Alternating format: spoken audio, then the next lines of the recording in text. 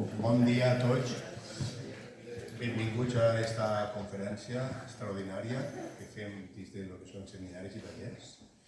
El Conservatori Superior de Música de Castelló, com molts sabeu, estem sempre intentant innovar, investigar. Per altra banda, el Conservatori està avui, ha tingut la primera reunió perquè anem a fer una educació per competències en el quart curs i anem a intentar que tots els recitals i totes les coses que se facin un poc en idea de lo que és avui en dia les coses, que no és sols música. Hi ha il·luminació, hi ha altre tipus de coses que anem a intentar implementar a poc.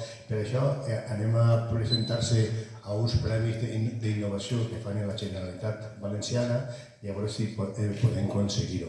Això seria que els recitals canviarien un poc el format, a banda de tocar, vindrien així gestors culturals, consellers de cultura, perquè si puguem enfocar-vos a vosaltres antes d'eixir ja que estigueu en els circuits culturals de la Comunitat Valenciana, seria un èxit, que és el que volem i el que pretenem fer.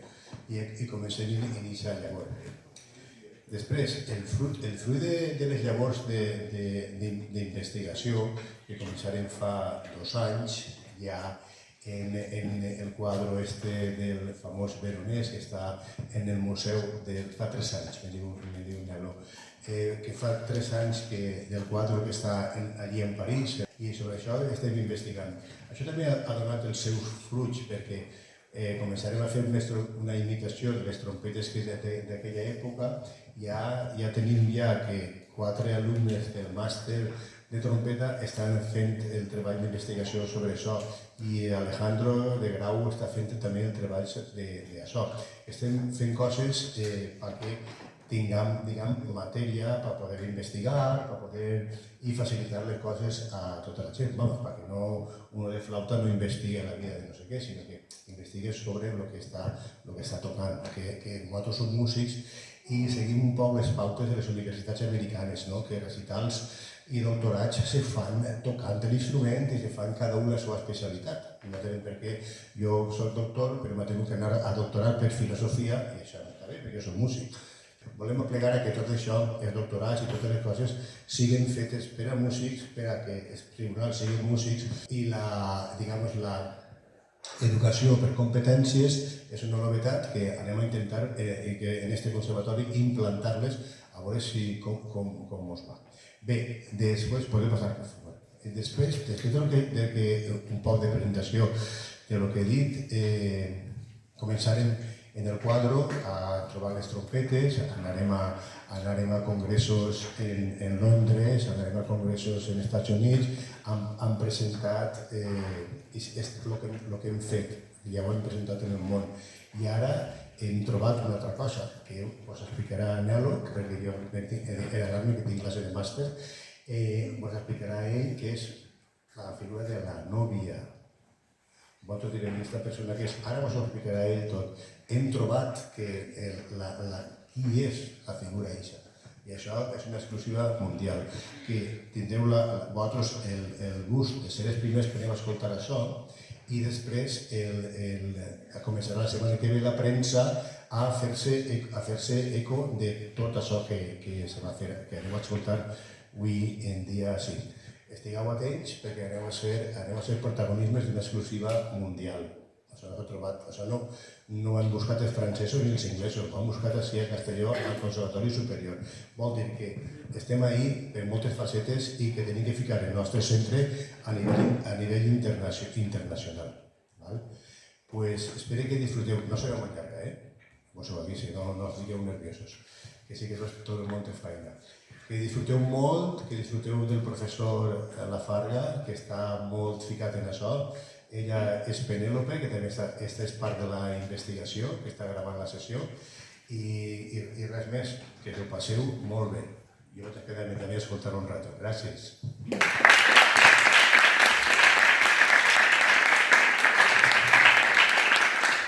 Moltes gràcies, Vicent. Sí que durarà menys d'una hora. Tots tenim feina i alguns fama, com alguns ja el coneixem. pero puedo prometer y prometo no dedicar a la política que será menos de una.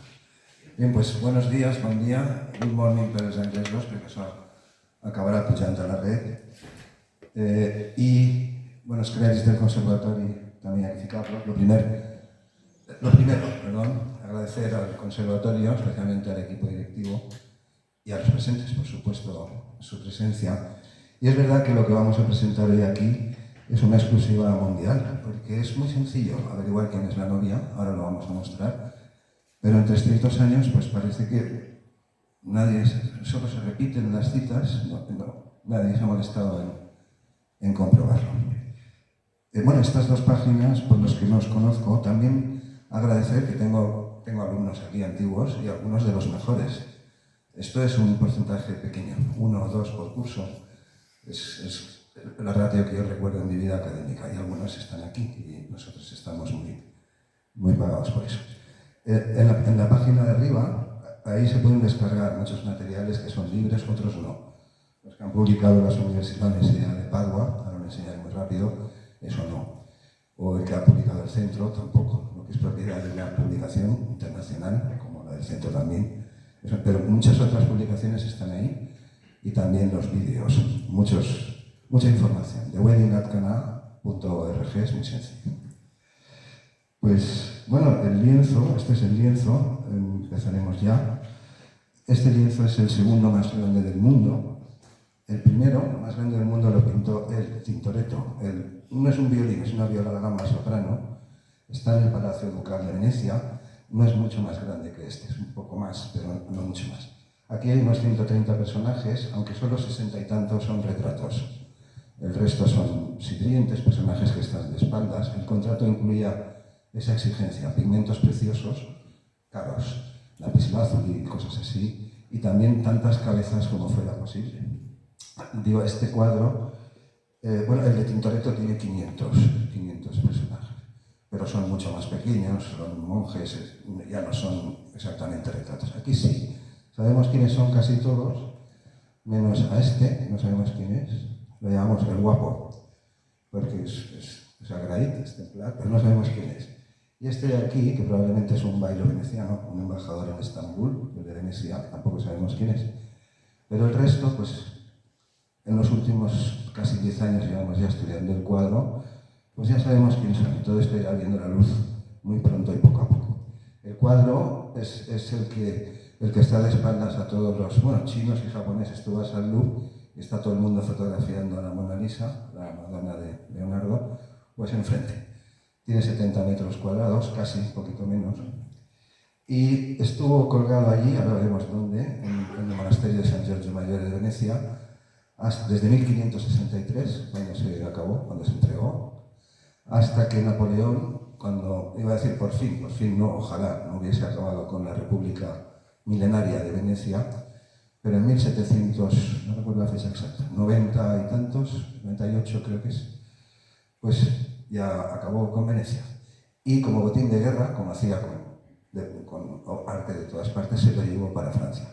Lo cortaron en dos, por la mitad, y se lo trajo. Y desde entonces está en el Louvre. Actualmente, en 2004, se hizo Factum Arte, una compañía española, por cierto, de reproducción digital muy buena, que hace trabajos por todo el mundo. Hicieron una reproducción, una foto tal cual, perfecta, exacta, y eso es lo que está ahora expuesto en San Giorgio. Bueno, pues como la cosa va de exclusivas mundiales, es verdad, no exactamente porque se presentó también el año pasado, estuvimos en Boston, en la Renaissance Society of America, que es la organización de congresos de renacimiento más potente del mundo. Nos aceptaron 2 publicaciones, una Penélope la hice yo, y la mía iba concretamente sobre las 2 protagonistas de hoy, que es la presunta novia, que todo el mundo lleva diciendo que es la hermana del emperador, de Carlos V, pero que no es tan sencillo como lo que voy a enseñar.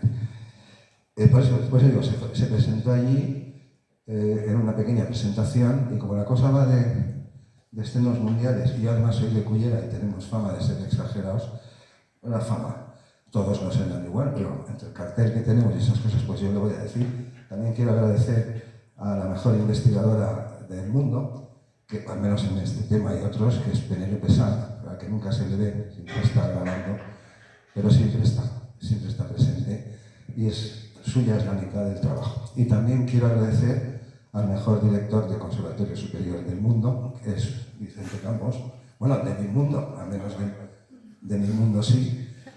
Y al final de la charla también presentaremos al mejor ilustrador digital del mundo, o de mi mundo, que es Jorge Camarero, que ha recreado algunos de los consorts que hoy no vamos a ver aquí. Bueno, pues aquí, esta fue la presentación. Estuvimos allí, en un hotel, un frío que pelaba.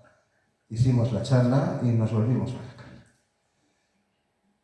Este es el monasterio de San Giorgio Maggiore, está enfrente de la plaza de San Marcos, donde está el gobierno de Venecia, la famosa catedral, y el cuadro estaba colgado aquí. Este edificio de aquí es el refectorio, donde comen los monjes, y aquí en la pared que da a la laguna, ahí es donde estaba colgado. Este monasterio era la residencia habitual durante siglos de toda la nobleza europea, es decir, de los más ricos reyes, duques, condes y toda clase de gente muy poderosa.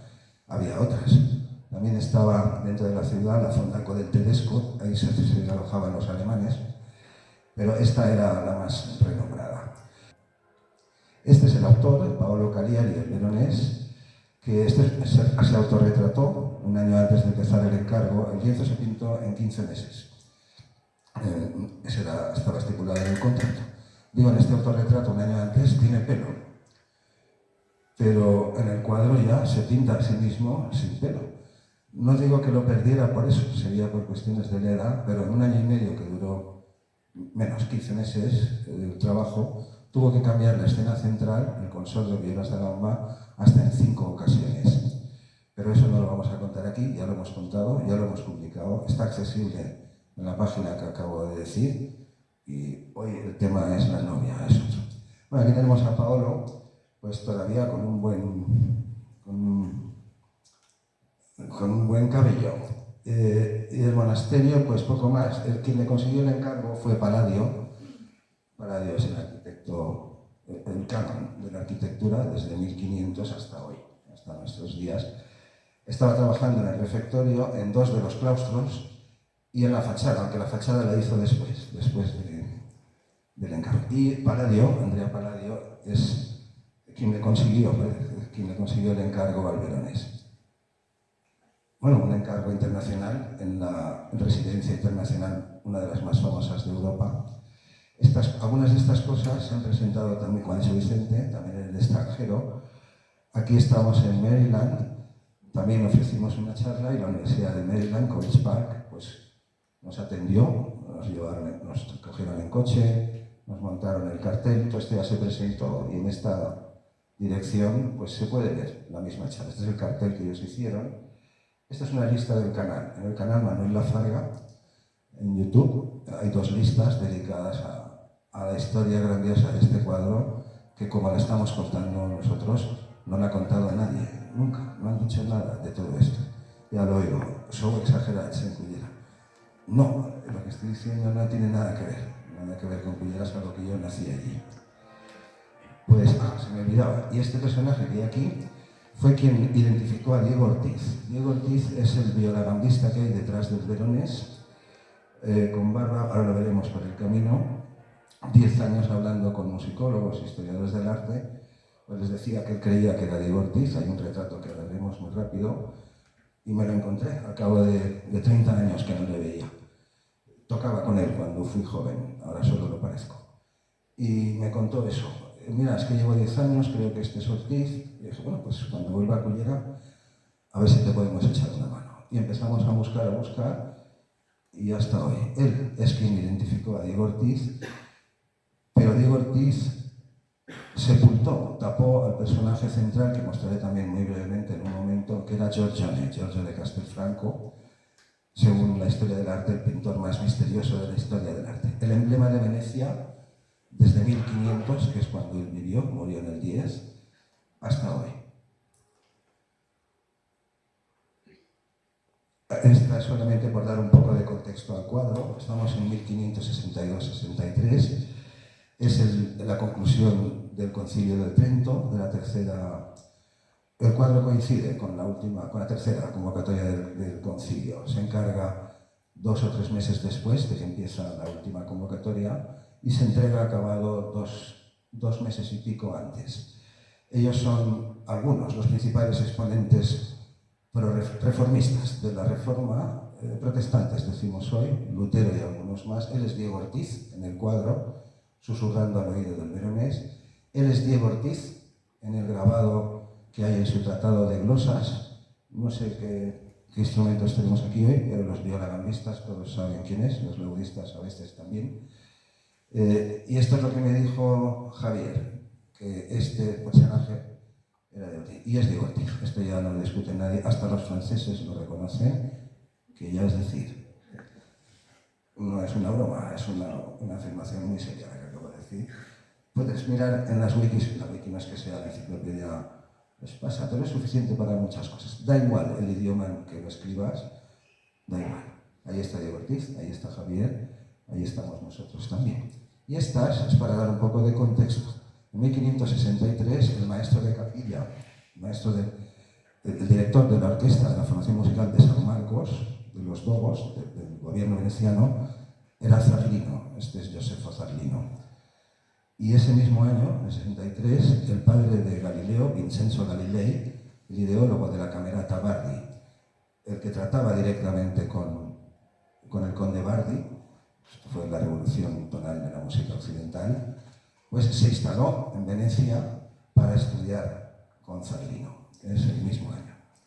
Solo era por dar un poquillo de contexto, igual que las 2 o 3 que quedan, y en un momento estamos con las novias.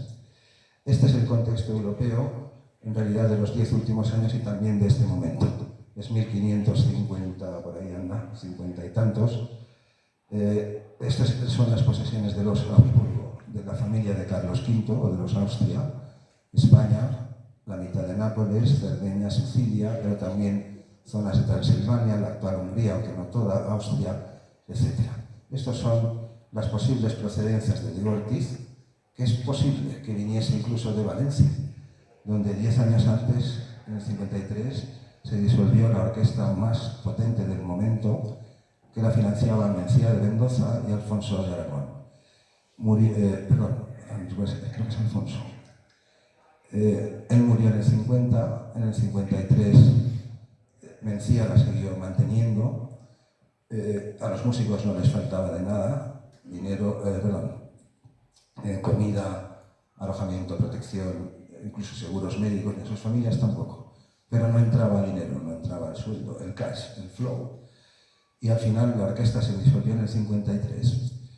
La gente se dispersó y no se sabe más. Y en el 53, en diciembre, Diego Ortiz publicó en Roma su famoso Tratado de Glosas. El Tratado de Glosas de Ortiz es uno de los 2 que existen en el siglo XVI, no hay ninguno más. Este personaje que hay aquí es Maximiliano II de Austria, sobrino de Carlos V y yerno, porque se casó con su hija mayor, con María, y un año después del cuadro, aunque ya se sabía, ya estaba encaminado a eso, él fue coronado emperador, pero la cuestión de ser emperador requería unos requisitos previos, pero en los momentos en los que se encarga el cuadro, esto ya se sabía. Él iba a ser emperador, pese a que fue el único Austria protestante.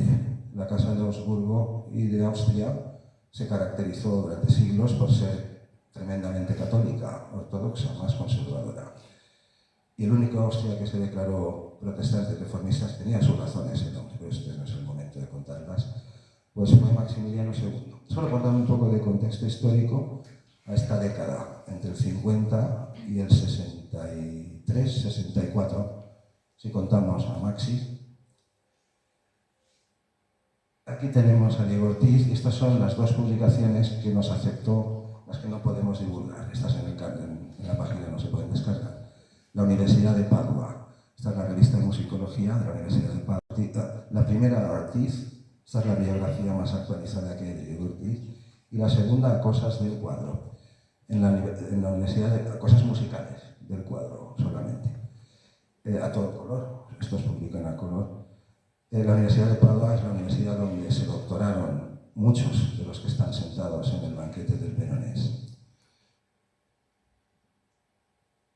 son las radiografías del lienzo de la zona central, y esta es la zona que sufrió más cambios.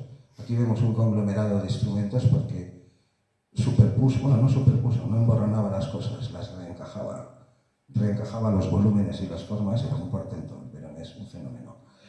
Pero hasta 5 veces. Claro, no digo yo que se le cayera el pelo por eso, no tiene por qué, pero a fe mía que le calentaron bastante la cabeza. Esta es la publicación del Louvre en el 92, donde se publicó esta imagen. Y esto que hay aquí es un autorretrato de George John, de su propia mano, solo que invertido. Este personaje es el que está debajo de Ortiz. Ortiz ahí no está. Ortiz fue pintado al final, probablemente llegó en el verano del 63.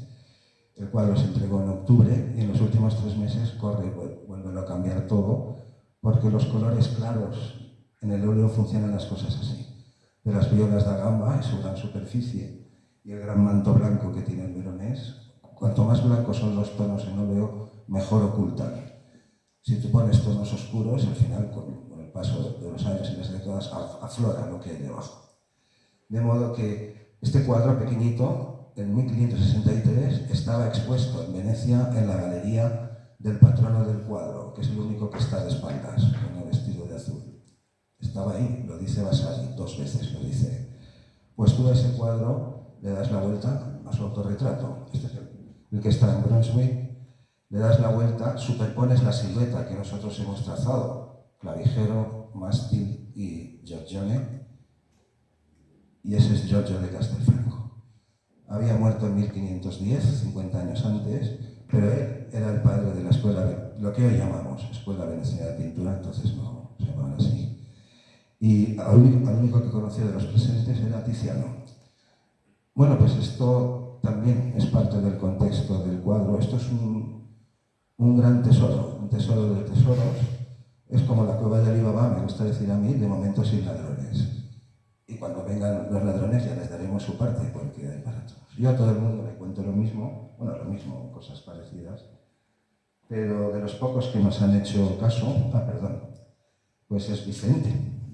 También Ian Fenlon, uno de los editores de Cambridge, aunque ya está emérito, y también algunas personas en Estados Unidos.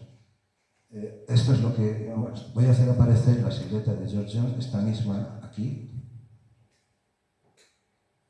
Esta silueta la trazamos nosotros y solo después, mucho tiempo después, se nos ocurrió invertir su propio autorretrato y ver que en efecto coincide. Pues dejamos ya a George John, que no es el tema del cuadro. A veces me olvido de cómo están las cosas montadas, lo vuelvo a pasar. Ahí está. Y él era el protagonista de los consorts hasta que llegó Ortiz. Y Ortiz, pues al final ayudó al veronés y a los monjes a solucionar todos esos problemas que se habían acumulado. Esta es la otra lista del canal, esto ya se ha presentado en diferentes foros. Aquí estamos en Helsinki. Desde que reconstruimos las trompetas, pues huelga decirlo. Allá donde hemos ido también hemos enseñado, no las trompetas, no las íbamos a llevar, pero sí hemos hablado del trabajo que hemos hecho aquí en Castellón. Ahí está la presentación en Cullera. Bueno, dicen nadie es profeta en su tierra, pero por una vez, pues tampoco una excepción no hace más que confirmar la regla. Y creo que ya estamos al final de la presentación. Esta es la página web donde se pueden descargar la diseña Penélope, es una página fantástica. Aquí debajo hay unos punticos, y tú ahí vas pinchando y te descargas libros a todo color, todo es legal, pues, son publicaciones de pleno derecho, o sea, nada extraño ni raro. Pues hemos acabado con la introducción, solo era un poco de contexto histórico para los curiosos, pues como vamos a estar aquí todavía unos años, y si no en la página web, y si no en el canal.